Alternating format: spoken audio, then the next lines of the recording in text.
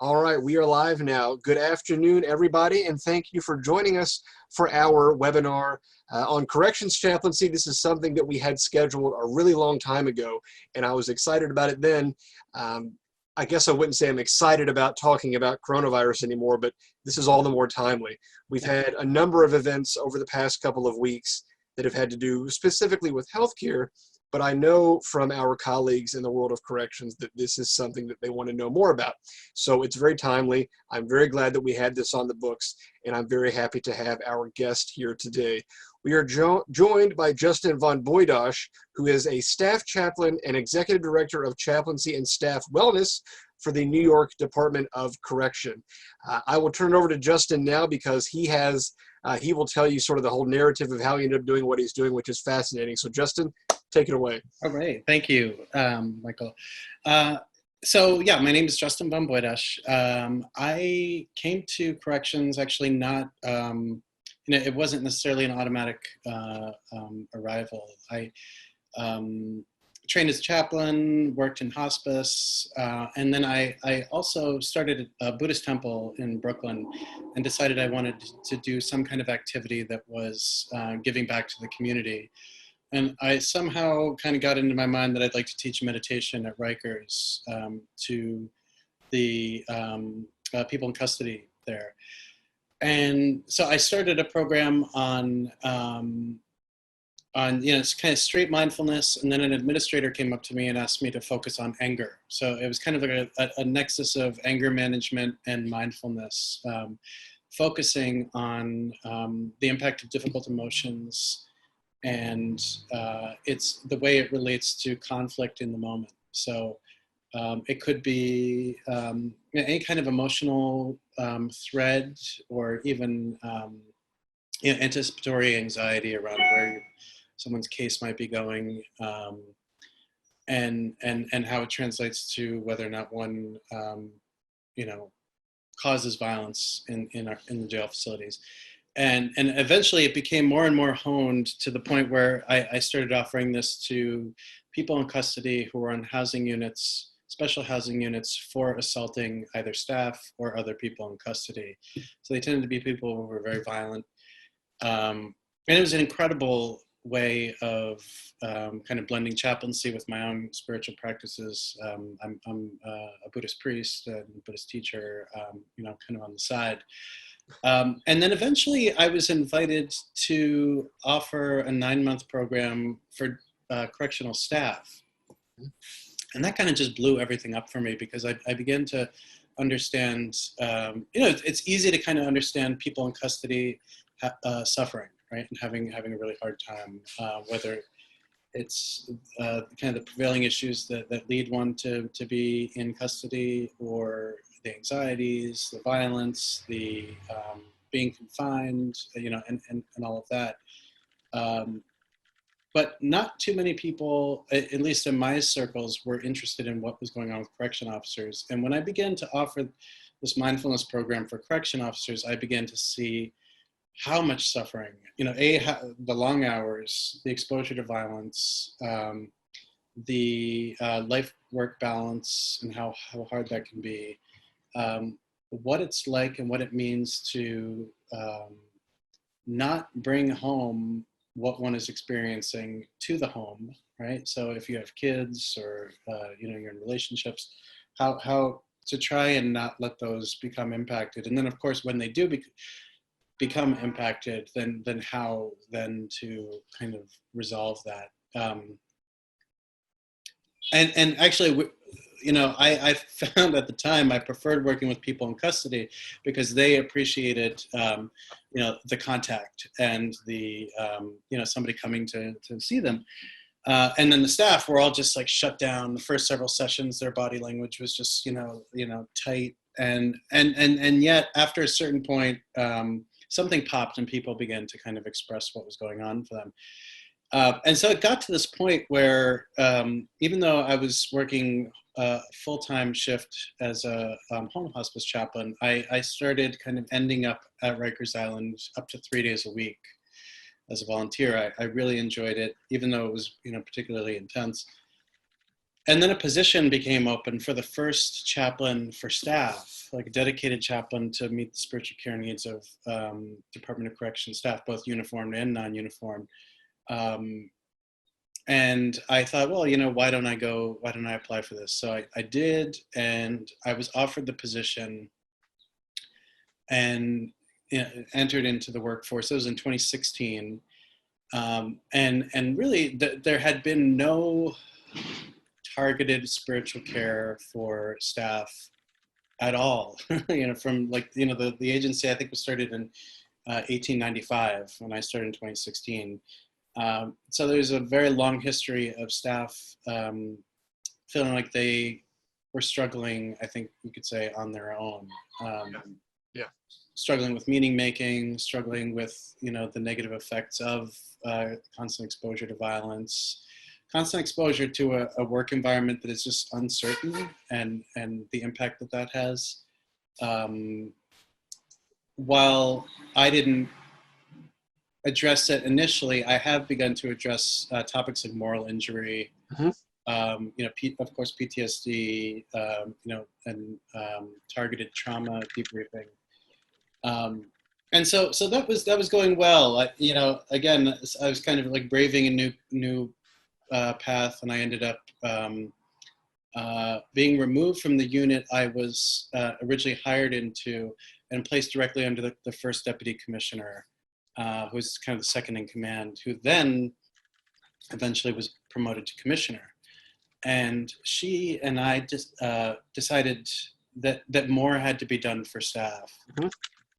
And this led to kind of, over the course of about half a year, the exploration and creation of a new division called Chaplaincy and Staff Wellness, which focuses on chaplaincy for the entire department, which is, most of it is chaplaincy for people in custody, so quote unquote inmate population. We have at present about 24 chaplains of varying faith traditions, but, I guess limited in scope to Jewish, Protestant, Catholic, and Muslim, and which is actually turning out to become, it's not, I wouldn't call it a problem, but I think what we're beginning to see from the diversity of New York City, and it's reflected in in our jails, and so now there does seem to be need for chaplains of other faith traditions, or at least with a grounding in non-Abrahamic faith traditions. So I manage all the chaplains that work with the people in custody, but the primary kind of core of my work is this nexus of spiritual care and staff wellness. And so in the division, I have 2 social workers that report to me, and we're in the process of hiring a third, 2 psychologists. There's a group of 7 uniformed peer counselors. So they're correction officers who are trained, in basic, support skills for supporting staff. And then 3 uniformed captains who are trained in the same way, and then also because they're in the rank of captain, they're able to help uniform staff when they run into problems with their supervisors, or these things that I think you could say are problems that are structural in nature. Right. So a supervisor who doesn't communicate well, or who has already made up their opinion about subordinate, without necessarily checking in with them.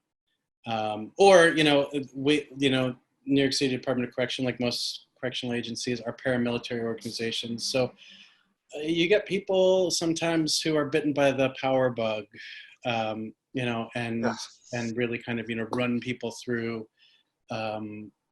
in ways that just doesn't create good either a stable workplace or a sustainable work environment. So what we ended up doing is, and this is incredible, I was asked to create a wellness center on Rikers Island, and I was given part of a decommissioned jail to create a space, and so the space has treatment rooms where people can meet privately with the psychologists, social workers, peer counselors, or the chaplains that work with staff. There's another one including myself now. And there is a mosque space dedicated just for staff on the second floor, a multi-faith chapel dedicated just for staff, a reading room, so to kind of try and allow people to focus a little bit on kind of intellectual wellness. Yep. So just taking time to read. And then there's a pantry so people can eat. There's a gym so people can attend to physical wellness. And there's also a gathering space with a juice bar. And I have a staff member who actually makes fresh juice, for staff. So, he's been trained in procurement and, ordering it when it's needed. So get everything from like spinach, cucumber, ginger to, any number of different kinds of juices, and really the goal is to be able to provide support for our staff, both uniform and non-uniform, that address the body, that address faith, that address meaning making, contemplative support, psychosocial support, peer support, and then all of the kind of tangential aspects of that, support with families, support with if you're a member of staff who identifies as LGBTQIA, then there's support for staff in that direction. There's support for staff who are military, so active military, or former military. And we've really kind of really broadened and created a very nice net of support for staff. We've been open, the Wellness Centers have been open a little over a year. And our attendance for events there is very high. And we've been focusing on different aspects of wellness with, these kind of like, kind of multidisciplinary events based out of the center, in addition to all of the support that's given by clinicians and et cetera. I offer mindfulness for the staff there, and then we've been focusing kind of more specifically. Ironically, I was at a conference, American Correctional Association conference in January, presenting on moral injury, which is an incredibly powerfully neglected topic, I think, across the board, but specifically in corrections. The impact of what, especially if you're a uniform member of staff, what it means to work in a jail or prison for the course of 20 years, 25 years, and the impact that has on one, the challenges that one is expected to meet, the difficulty making sense, finding context, truly understanding what it means to sometimes take orders, follow orders that you might not really agree with. Right. And I want to be careful to also emphasize that this is not about empowering people to be insubordinate, but it's to recognize that we often are, even when we don't think that we're doing it, we're constantly making decisions, and these decisions impact our actions, and our actions have some aspect of relationship to whatever result arises. So I will say, like, before there's a fire truck going by, before I took this job with corrections, a real concern for me was this whole idea of being complicit with the prison industrial complex. Yes. And I had to think long and hard. I loved home hospice. It could be, challenging at times, but there was something about the rhythm and interacting with death and bereavement and loss that was very meaningful. And I was really afraid of kind of becoming part of, quote unquote, a problem. Yeah. And then I decided, well, I'm just going to need to take responsibility for my actions. I'm going to take this position and try and create change, in whatever I do, kind of try and always move the needle towards a more dynamic system. And so that means on some level I can believe that that's the case, and then on other levels, when I'm in environments where people are talking about ending mass incarceration and how terrible places are, because I work in that environment, I can also see the good things that happen in our facilities, and the complexity of the criminal justice system, which I think is a really interesting place for chaplains to be at as well, because justice is not criminal justice in particular, but the whole idea of justice being like meted out is a complex one, and it's one that I think certain disciplines, especially chaplains, can really be highly attuned to understanding how nonlinear the reality behind which people are being judged or punished, etc. Right. Can be. Caring for staff is challenging because in corrections in particular, there's a tremendous amount of personal sheltering that happens. It's as if correction officers will put on this armor to prevent themselves from feeling, because feeling is very painful. At times it's confusing.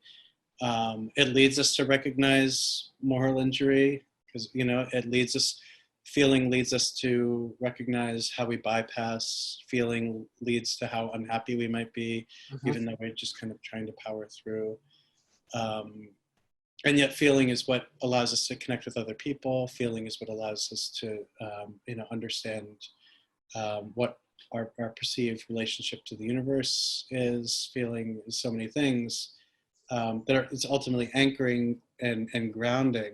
And so it can be hard at times to model constantly, which is my attempt, to constantly model being open, non-judgmental, and trying to imbue that quality in everything that our division does. Yeah. But again, it's intensely satisfying and powerful work. And then, because I focus on staff, I tend to do all of the death notifications and the bereavement work when we have staff who pass away, which has happened, specifically around, with this coronavirus epidemic. We've lost 10 active members of staff over the course of about a month, about like 35 days. Wow. And that's just coronavirus. And for some reason, it kind of felt like like the veil between the living and the dead. Like there were just more deaths that happened during that time. Even the non-COVID deaths that happened at a much higher frequency than at any other time. I think roughly we have about 4 or 5 deaths a year of uniform staff. We have a uniform staff of just under 10,000 people. And we had, so 10 people died from COVID, which was just, and actually it kind of split non-uniform and uniform, which is kind of interesting too. But that just sent these kind of shockwaves throughout the department. Yeah. Incredibly difficult times for people, because it was very challenging for families to know where they could, how they could get the body to a funeral home in order to, have a funeral.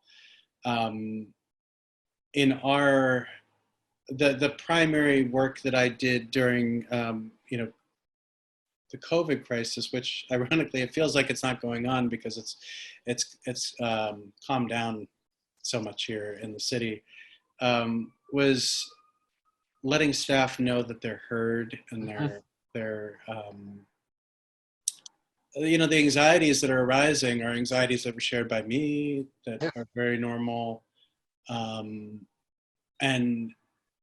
yet and struggling with the uncertainty, I think you could say, of the moment, the uncertainty of the moment, the fact that we're dealing with a virus which is invisible and highly transmissible. One common emotion that arose out of all of that was anger. So helping people with their anger, fear about their families. I mean, none of this is unique to New York, right? This is something that I think we're all experiencing everywhere. Yeah, I mean, so that's it's been a very crazy time. I ended up contracting COVID, doing the death of staff response. I felt very strongly that the family members of those staff who died should some kind of connection should be made, right? It shouldn't just only be over the phone. And I got coronavirus, in the course of that, and so I was out for about 2.5 weeks. It was terrible. It was I've never been that sick in my life, and I'm on call 24/7. So I was helping out with the death notifications while I was sick, which was incredibly gratifying and meaningful and privilege, but also incredibly intense, and scary, and I think what I can say we're doing right now, and what we're trying to take the lead on right now is this kind of combination of what it means to restart an agency that's been, impacted to the extent that it has by coronavirus, and then trying to do that in a way that allows for us to be able to address all of the trauma that's there. So I am conscious of the ways in which I've been negatively impacted by having to be present, for all of this. And I have a really strong network of support, so I'm able to kind of cope with that reasonably well. But what I do see is that those people who don't have that support, that network of support, are having an incredibly hard time coming to work, a hard time understanding how to be there for their families. I see supervisors who feel like their subordinates, when they're having a hard time, are just being lazy, and then subordinates who feel like their supervisors are being unduly harsh. Supervisors are angry about high absence rates, and then people aren't coming into work because they don't feel safe. So it's this interesting dilemma for a large organization to try and look at how we can be empathetic to everybody's needs while at the same time, getting the work done. But building into this a thread of support. So there are a bunch of questions. Should I? Yeah. Well, let me just sort of. I don't want to preempt anyone that has asked a question from the audience, as it were, but let me just ask a couple of really general questions before we get into the specifics here. As you were describing both spiritual care for detainees and staff, it struck me that this seems comprehensive in ways that I didn't have an image of already. I think just by dint of the fact that I know more corrections chaplains than maybe, somebody on the street, but that doesn't mean I knew that much about it. Mm-hmm. What you just described seems completely comprehensive, and not even including this incredible wellness center that you have talked about, that you built from the ground up, but just the entire approach. You mentioned being moved at one point from sort of over here on the org chart to reporting to someone who's much higher up here. And as a result, the spiritual care provision just really blossomed. Are you aware of sort of how common that is in the American corrections scene? I mean, I'm assuming you're plugged into the ACA to some degree, but is this, normal for a system to have this level of attention to spiritual care, either to inmates or staff? I mean, no, it's not that normal. But I want to be careful about not, claiming that this is the only place, where this is happening. I mean, I have gone to a number of ACA conferences over the past couple of years, and it's true. I think, so what we're trying to do, what happened? I think I was hired at a time when the New York City Department of Correction was seeking to change its culture for a number of reasons. And some were that there was a federal monitor in place. Some were that kind of, the political structure of the city, wanted to see that as well. And that there was funding as well, made available in a real palpable way for the department, in a lot of these initiatives. I think that what was recognized was that not much can happen, not much change can happen. Change is hard. Let's just say that. Let's start with that. Change is hard no matter what. It's hard for people to kind of get their minds around change. It's hard for frontline staff to understand that change isn't just there to negatively impact them.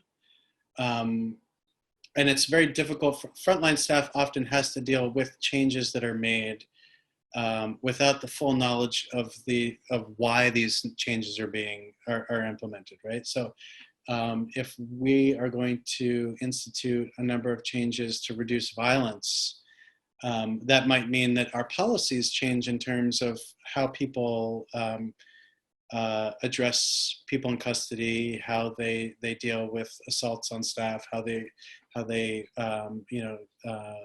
deal with maybe trying to talk a situation down rather than use force. All of these things are slow culture change, pieces. And I think it was recognized very quickly that supporting staff helps to change a culture. Yeah. And I did, I'm a chaplain, right? But and not like I don't have a business background, although some people do, some chaplains do. And I found myself trying to understand culture change and was looking at some of the models that happen in the automobile industry, especially when United States-based auto manufacturers were trying to compete with Japan. And there seemed like such a big cultural difference, both in terms of production and then in terms of relationship to, the supervisors. And so I spent probably like 6 or 7 months trying to understand why we change. Like, what creates, how do I relate to change? How am I effective in impacting change? Where do I dig in my heels when I see change or don't understand change? And so I've spent time with our commissioner and a number of other people in the agency looking at how addressing stress, the impact of violence, trauma, abuse, providing real-time trauma debriefing and psychosocial support helps to create buy-in and the sense of just being respected, which goes a long way.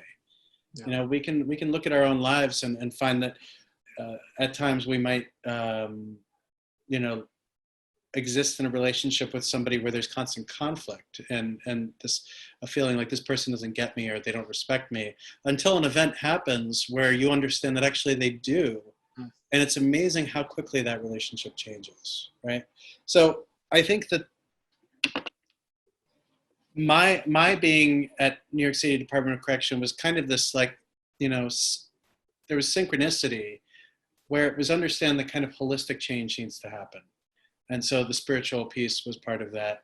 You know, the staff support piece was part of that. And then for me personally, while I'm not a chaplain who works directly with people in custody, and that was kind of built into my job description, because I visit uniformed staff at home, I visit them in their hospitals, you know, when they're hospitalized.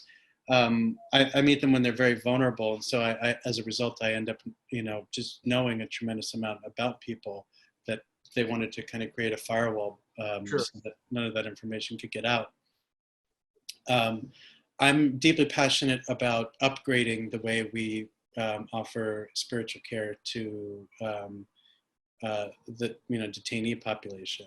And so, like, the COVID crisis has really kind of created a really interesting place for us to innovate. There was one division that focuses on programs for people in custody, and they've acquired tablets, like, you know, kind of like iPads for all people in custody. And what we've begun to explore is how we can put spiritual care programming onto those things. And it's literally going so far as to, we have the theoretical possibility of putting on Hebrew studies to learn Hebrew, to learn Arabic, so that there's, you know, religious source text language study that is something that we can work on having happen. And then religious programming for all faith traditions that we find people are coming to from New York City. So, you know, of course, you know, that includes the Sikh tradition, the Hindu tradition, the Rastafari tradition, in addition to kind of the more standard, you know, the Buddhist tradition. And then within the Buddhist tradition, and I just know this because I'm Buddhist, it's just very diverse, right? Just like every other faith tradition. So we've got the ability to record our own content, which is really powerful, and then collaborate with outside providers as well. We have focused, you know, as much as we can to help mitigate the sources of anxiety and stress, frustration, fear of people in custody through the COVID crisis as well. So we do that both by having chaplains who meet with people one-on-one when they need to, when somebody's in crisis. So even if somebody's in crisis, you know, we're not going to not see them. We'll focus on proper social distancing, wear masks and gloves, you know, et cetera. But go meet with the person in crisis. We've also developed a hotline in order to be able to meet with people in custody by phone. And this allows, we only have a couple of staff who are working from home, but for health reasons, given, you know, the COVID crisis, they can actually be working from home, providing spiritual care by phone, you know, for people in custody. Right.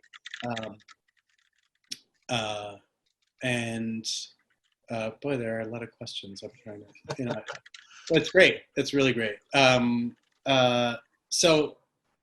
So all of these things, I think there's enough motivation between kind of the larger political scene in the city and what's going on in the agency to kind of just raise the bar for as much as we possibly can. Yeah. Which is great because, and our numbers are coming down too. You know, there's somebody who asked the question who used to work at New York City Department of Correction about the detainees being released since COVID has occurred to lower the jail population. So in conjunction with a bail reform legislation that ended up happening in January, so there was bail legislation that was enacted in January that lowered our population by about 800 maybe 900 people in December were removed from our population. And then with COVID, I think we've released about 1,200 people in custody. There are people at risk of faring much worse, if they were in our custody. We've only had 3 deaths of people in custody as a result of COVID. That's remarkable. Yeah, which is, statistically. So I was running through stats with our press secretary last week, and for both people in custody and correctional staff, the number of people that ended up testing positive for COVID were much lower than the stats for New York City. Interestingly enough, even though the media kind of paints a different picture.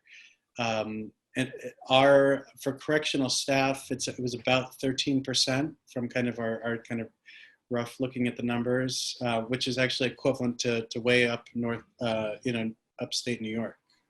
And then for those in our custody, I believe it was around 11%. Whereas the recent antibody test that was done suggested that about 25% of New Yorkers in New York City had been exposed to coronavirus. So, there has, I think as with any large organization, including hospitals, there was a huge learning curve in how to respond. Because all this, even though, I suppose you could say you could see this coming to an extent, when we were in the throes of the worst, part of this, I don't think anybody could have understood that we'd ever be in this situation, but the department has enough kind of reflexive response to be able to have responded, as well as it did. Yeah. So I wanted to say that I really appreciated how you grabbed, I think of it as a third rail, maybe it's not, but you grabbed right onto the fact of coming into this, you wondered, am I going to be part of the problem or a problem, this prison industrial complex? And I can imagine lots of chaplains thinking the exact same thing. Corrections is just one of those sectors where this is a much more pressing question than elsewhere. Healthcare, a chaplain can generally feel much more confident that, I'm part of a team that is doing good. Maybe there are some minor qualms, but certainly not like the military or corrections. So thank you for grabbing onto that. Mm-hmm. There's this great question saying that, there's this issue of perception. If you spend time caring for staff, the inmates see you as, an authority figure. Mm-hmm. And if you spend time caring for inmates, I love this phrase, you are seen as doing hug-a-thug. So, how do you deal with that and balance it out in a way that both sides have a more accurate picture of what it is that you do? Right. Okay. So that's a really great question. I mean, I think the art is in how we carry ourselves. I supervise, I try and make sure that the spiritual care that happens for people in custody is at the highest level. And so there is still this kind of class of uniform staff that we'll call anybody who does that an inmate lover, is one of the, term, right? And that is part of the culture that we are working to change, and so just as much as you could hear anybody say something that you disagree with, in our daily lives. The work, when you're seeking to help change people's views, I think what I've learned is we need to be able to carry ourselves to demonstrate that what I'm doing is not absurd. You might not agree with it, right? And that's okay. We're also not here to necessarily all be on the same page.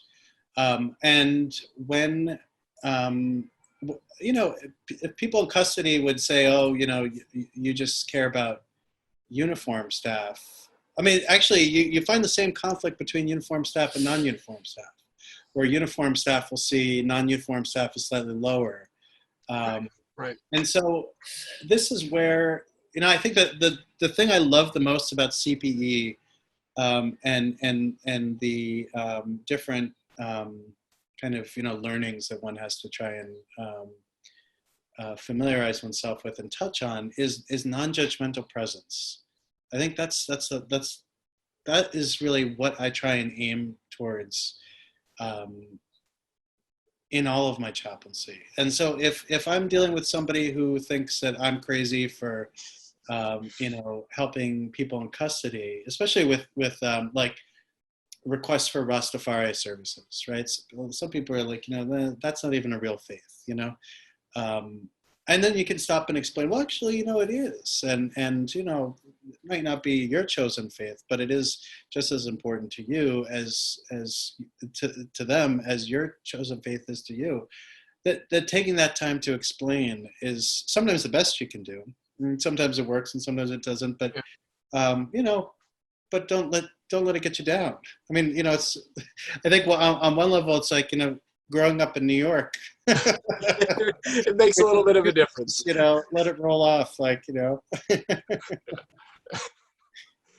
Well, and coming from being a Midwesterner, I think I understand it by the amount of contrast. We don't do conflict out here.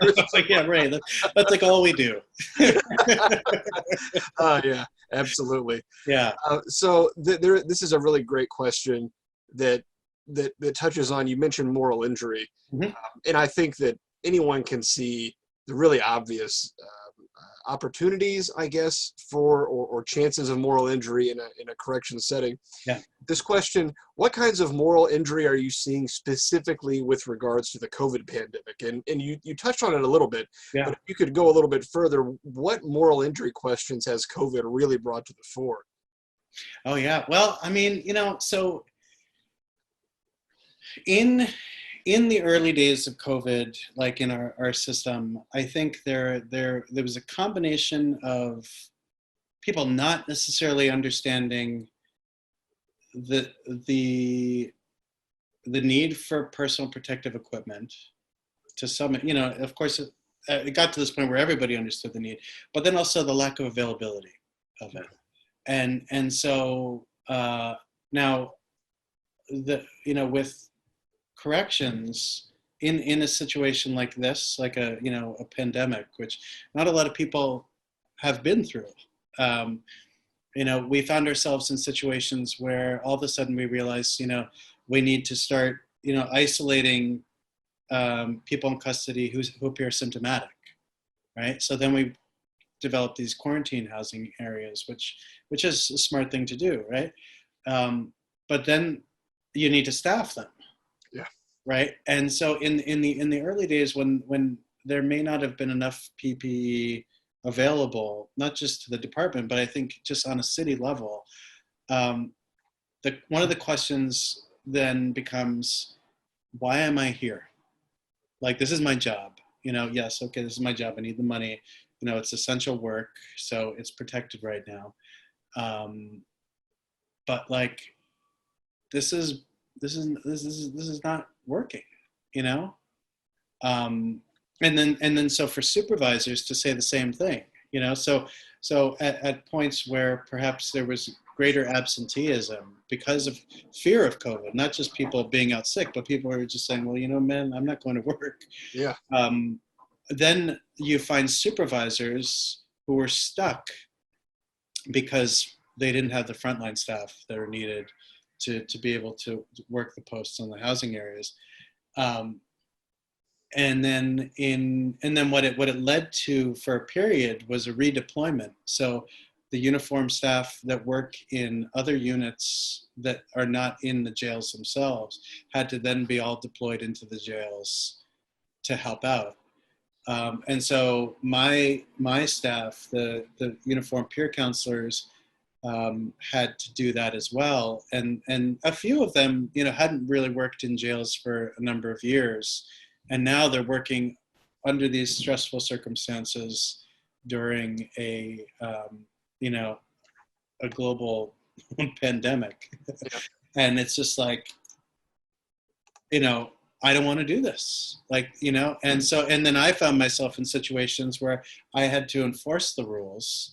No, you need to go do that. This is is the way the power structure is and the chain of command is, and I lead this division, and you need to go do that, and I'm sorry if that's not what you want to do, but this is and then it kind of gets to this place where you can be as good a chaplain as you want to be, but you need to hold that position of power. Yeah. I think for me, like a really good like the moral injury for me, where there were situations where some staff and even some of my staff were too scared to engage people who were having, who had direct needs that had to be addressed.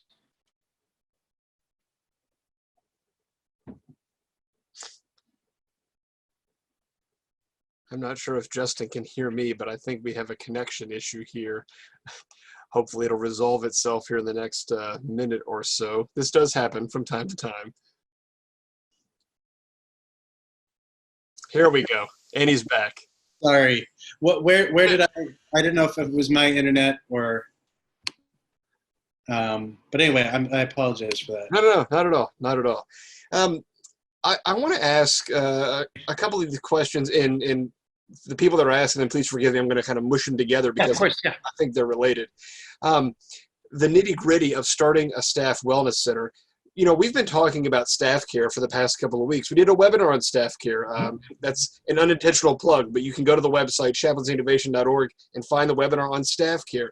That had to do specifically with a healthcare setting, but I know that chaplains are wondering this in a number of areas. What did the actual process look like to get the wellness center up and going? That's part one of the question. And part two of the question, and we're down in the weeds here, but I think it's a good question, is how is something like that sourced, or how is it resourced rather? Is this something that the New York Department of Corrections supplies as a matter of course, or are you reliant on outside support to do that as well? Right. Okay. I'll do the second part first. So we're very lucky that the funding all comes from the department. So the hardest part, was building out the staffing, because that's a sustained cost, to an agency. So to say I need two social workers, two new social workers, and I need 2 new psychologists, and I need a couple more uniform staff. That's a cost of X amount that's going to theoretically last for, as long as this is a priority for the department.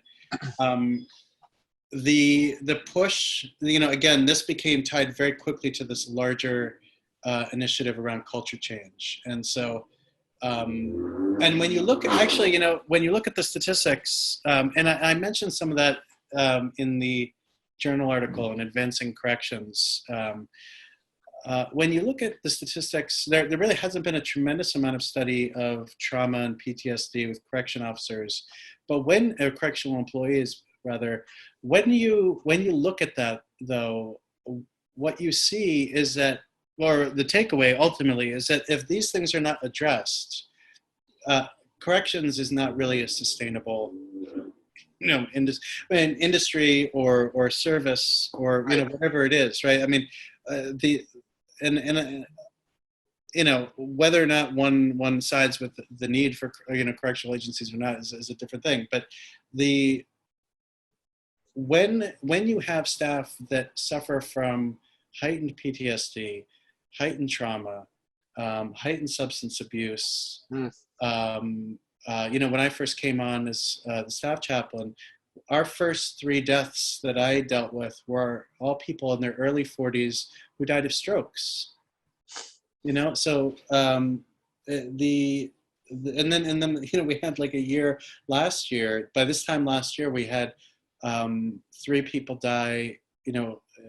From January until about April of car accidents because they wanted to get home fast.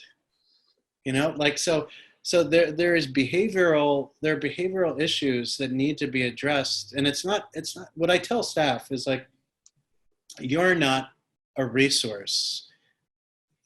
I don't want you to feel like you're a natural resource that the city just burns through in order to provide this function. right? And when you're able to actually provide the means through which people can be supported so that they don't feel that way, everything changes, right? And so it ends up becoming a way of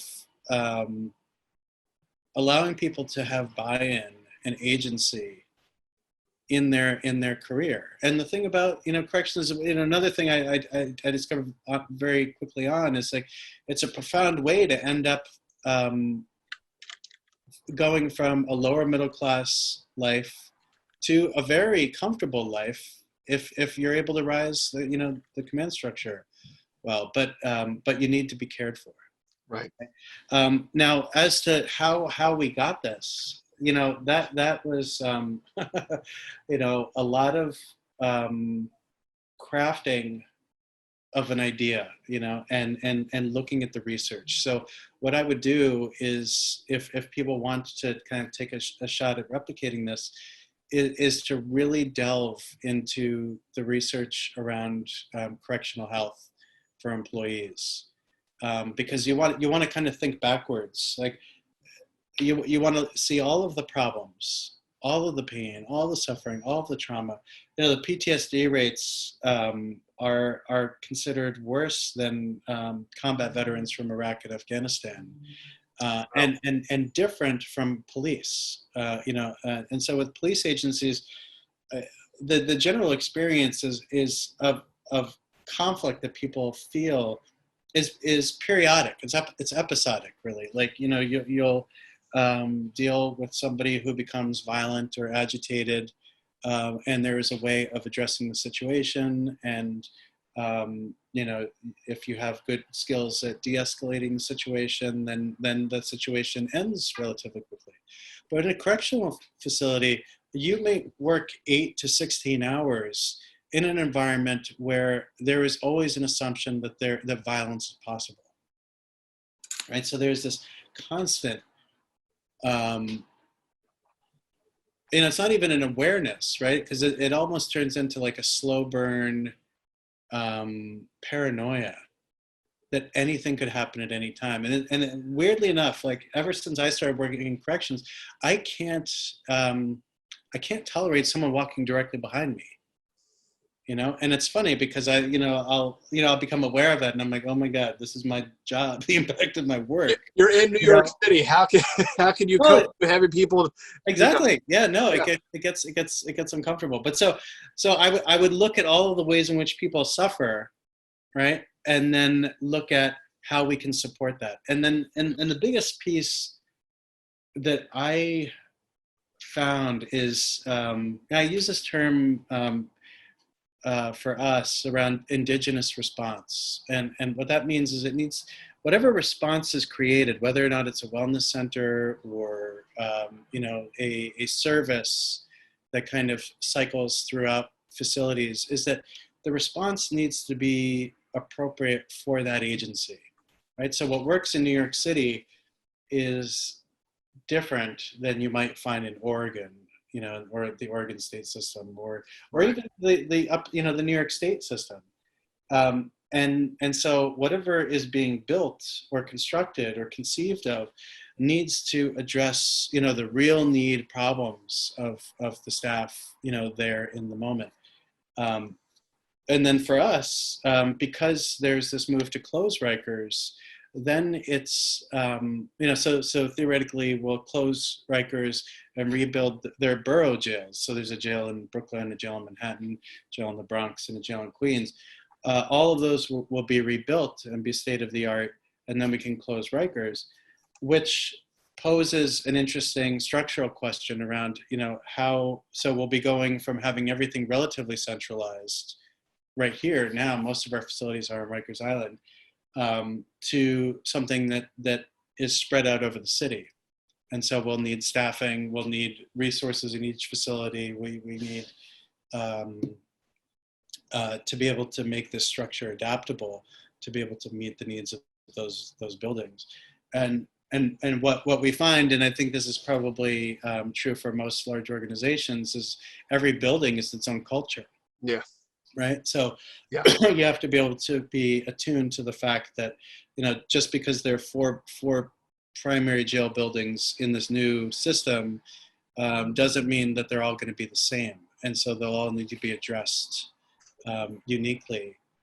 So it means really taking a deep dive into whatever the culture of the agency you're working in, which can be a little slow. But the thing is that if you can tie it to increased staff performance, increased sense of well-being, get in touch with HR and see if there's a way of studying whether or not this affects staff retention.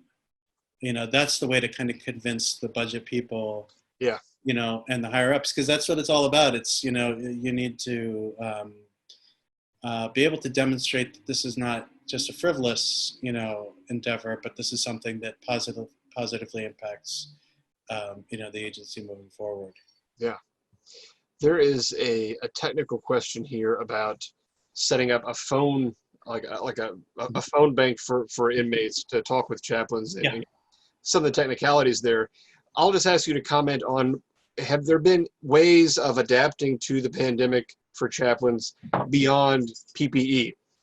Is there any way of doing any sort of telechaplaincy? I mean, corrections, that just throws another wrench into the works, but have you seen any of this happening? Yeah, okay, yes. So now our jails on Rikers Island tend to be a little on the old side, and some of them are very old. But what we got set up so far last week is one of our jails has in its chapel has a large screen, and we worked with IT to be able to set up any kind of live streamed service Right in there. So it could be an actual religious service, it could be a bereavement group, it could be it could be whatever one wants. So the goal is over the course of the next several months is to build that out in all of our jails, so that we have that in our chapels.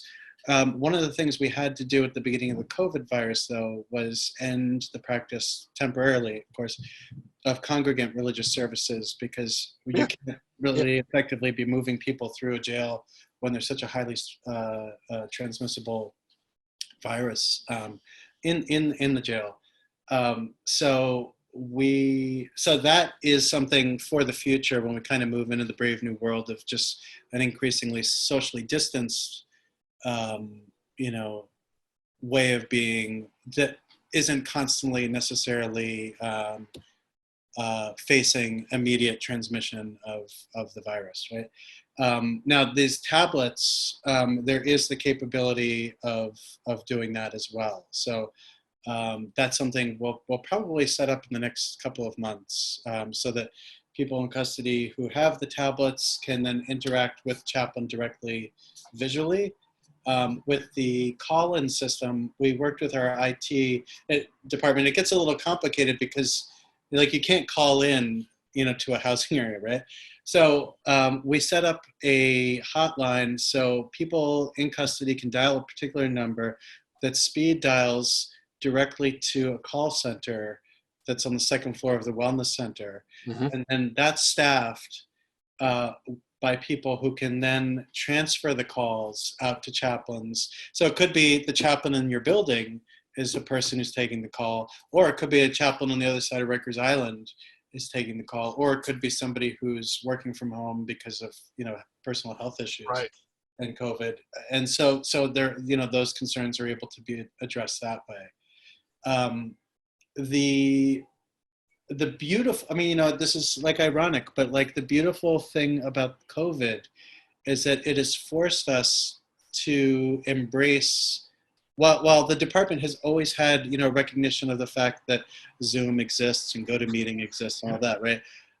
What we've fully understood now is that there is so much that can be offered through those mediums, not only in terms of direct spiritual care, but again, these kind of auxiliary relationships to religious text. We can have on our tablets, and actually we do right now have the Quran, the Torah, the Bible, all there for people to scroll through. And so we can add, holy books of a variety of faith traditions, and we'll be doing that in the coming months. Wonderful, wonderful. I want to be mindful of everyone's time. I know that we're still in the early afternoon, so there's plenty of work left for everyone to do. Thank you for your time, Justin. This has just been so enlightening. I think that what you have described here, both in the particulars and in the abstract understanding, is just so different from what so many of us know of corrections. You know, if I'm not a corrections chaplain, how do I know about corrections? TV and movies, and that's it.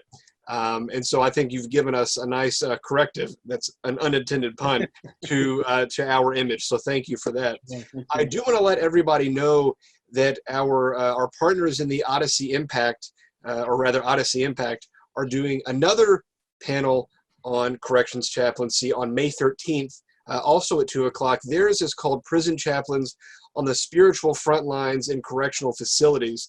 And they're going to have some chaplains that are a little more, presently focused on inmate care directly. There won't be as much of a discussion of staff care there. So if you enjoyed that aspect of this webinar, please do join Odyssey Impact. I'll be there as well on May 13th at 2 o'clock. If you happen to come in late to this one, no big deal. We record all of our webinars, and so we will send all of the registrants a link to this webinar in the next couple of days, and then it will live on the website, so you can always come back and view it there. Thank you again, Justin, for your time. This has been so enlightening, and we really appreciate it. Great. Thank you all. And thank All you. right. Have a good afternoon. Bye-bye, everyone. Bye-bye.